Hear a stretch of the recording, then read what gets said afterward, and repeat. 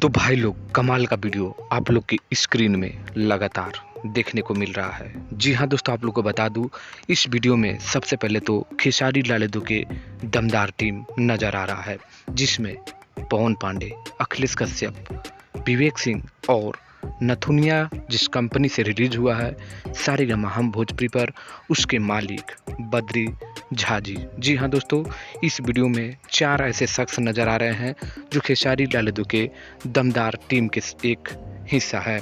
जी हाँ दोस्तों, नथुनिया एक शानदार गाना, 2.6 करोड़ इस गाने को सुना जा चुका है, 1 नंबर के ट्रेंडिंग म्यूजिक सेक्शन में चल रहा है। और वहीं से जब इस गाने पर रील बनाते हुए नजर आए तो पूरे सोशल मीडिया पर वायरल हो चुका।